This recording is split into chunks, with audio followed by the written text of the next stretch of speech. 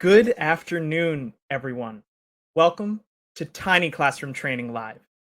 We're thrilled to have you here as we embark on enhancing your professional skills. This session focuses on how it's all about the person being coached. Please feel free to ask questions in the chat as our coaches Don Zalou and Artie Nathan will be answering some as we move along. Let me pass the microphone to our esteemed coaches who will guide us through today's session. Artie and Don, the floor is yours. Thanks, Juan. Hello, Don. How are you today? I'm very well, Artie. How you doing? I'm doing great. Thank you. It's good to be back here.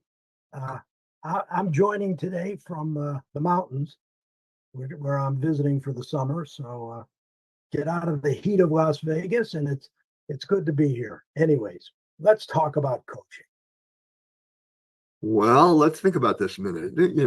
You and I have often said that coaching is a manager's highest and best use of their abilities. And so let's talk a little bit today about the purpose of coaching, And one thing that we like to say continually is that coaching is about the person being coached. You want to take the lead on that, Artie? It is about them. It's not about the coach. The coach is there to empower and develop the person being coached, helping them to reach their full potential as a leader, as a manager, as a person. And we'll talk today about a few key reasons why coaching is so valuable and how it links to, and we keep saying this, it's all about the person being coached. Yeah. So management coaching is important because it focuses on empowering, and developing the individual being coached. That's really at the heart of it. How do we empower and strengthen the person, and how do we develop their abilities and their possibilities? How do we help them? And coaching is really about helping them reach their full potential. And in this context, as a leader and a manager, what are some of the key reasons that this is so valuable, Artie? Well, one, it's a customized approach. I mean, you're dealing with somebody in the situation that they're dealing with. Whatever it is they want to do or they're having problems with, you're there to help them find their way through it. And it's really intended to enhance and facilitate a person's self-awareness and their own personal growth. I often say when people ask, well, can coaching work, or can this work or that work? I say, yeah, as long as you show up. And that's critical in coaching, isn't it? It's just not the coach showing up, but the individual being coached has to be present, has to want to progress, and has to want to grow and understand their own strengths and weaknesses, values, motivations, and so on. So at the end of the day, it's about increasing social awareness and self-awareness. And, it's a whole bunch of other things. But at the end of the day, the person has to want to be coached. And it really has a lot to do with feedback, frequent feedback from you, the coach. Whether it's good or bad, it's important to the person being coached.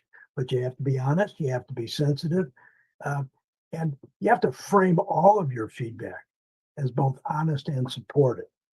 And not for nothing, you could ask for their feedback as well. That's right. That's exactly right. And empowerment and ownership are an essential part of this, aren't they? Coaching always emphasizes the person, the coachee's autonomy, and it encourages them to take ownership of their development and their growth. And so, as a coach, by asking powerful questions, facilitating self-discovery, coaches help individuals find their own solutions and strategies, and foster a sense of empowerment and intrinsic motivation. And you, as for so long as a leader of thousands of employees at WIN organization, that the best ones were empowered on their own. That they had a motivation that they brought to the table, didn't they? Yes, it has to do with the level of engagement, their engagement. But when people ask me, how do they get their employees more engaged? I say you prime the pump by engaging them with coaching, engaging them with asking their opinion, engaging them and being a role model for being engaged. And if you can do that, then they're going to be empowered by being engaged, and they're going to take ownership of things.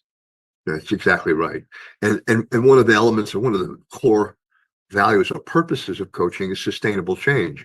It's not get the person to behave differently or be more enthusiastic tomorrow. It's to take it on into the future. So coaching promotes lasting change by helping individuals develop new habits and mindsets and behaviors, and focusing a person on their unique challenges, their opportunities to overcome obstacles and build some resilience in themselves, and personalize sustainable strategies for success. It has to eventually come out of the individual being coached, doesn't it? Yes, it does it. But a lot of times in organizations, and I've certainly seen this, managers tell me, look, I'm not here to train somebody. That's not my role. I'm a supervisor. I said, yeah, but supervising is all about coaching. And uh, you can coach about almost anything. I mean, ask them about a course they took. Ask them how they're experiencing the stuff that they've learned and how they're using it. That's a good way to get into a conversation. You may ask them about something in the paper you read or some new policy that came out. What do you think, you could say, and tell me more, and get them engaged that way. Because a coach is not so much a trainer, at least not directly, but they're training people by being a mentor, by filling in the blanks, by helping them to discover things for themselves so that they get to use the stuff that they've learned effectively and feel comfortable doing so. Absolutely. And you just really kind of brushed up against maybe the core element of successful coaching is improving communications and relationships. So the coach better be a pretty good communicator and understand the dynamics of that. And coaching, often involves working on communication skills, emotional intelligence, interpersonal relationships, and all that sort of thing, which is kind of, this stuff is the bedrock of being an effective leader and a manager, is the ability to communicate ideas and to be emotionally intelligent. And so that all tends to get wrapped up in an effective coaching process. And while you're doing that, you're building trust and you're building respect. And those are key elements to effective coaching. Because if the two people don't trust each other, they're not going to share things that they need to share. They're not going to be open about things that need to be discussed. And if the person being coached believes and feels like you respect them, then they're going to open up and they're going to trust you more, and they're going to respect the whole process that they're going through. That's right. And that's essential to any successful, ongoing, dynamic human relationship, isn't it? You have to trust each other in a variety of contexts in life, or everything gets shut down. So it's really important. So maybe in summary, coaching is important because it puts the individual being coached at the center of the process, which sometimes is very unique for an individual, isn't it? A lot of people aren't used to being at the center of the conversation and the recipient of good stuff. So we have to tailor our approach to the specific needs of the individual in order to get them to trust you, empower them to, drive their own growth and development, and be willing to learn. And just remember, most people go to work thinking, I just have to keep my head down, shut up, and do the work. And that's the last thing you want from them. You want them to be engaged, so you have to be engaged with them. And this whole coaching concept really drives the level of engagement, your engagement with them and their engagement with not only you, but the business and their work. So I think it all comes together. And we'll talk more about this probably the next time, right, Don? I think we will. I think we will. Well, You want to? We've talked about communication. We've talked about coaching. These things all tend to run together. You have to be, as Don said, you got to be a good communicator. And good communicators can be good coaches. So think about it.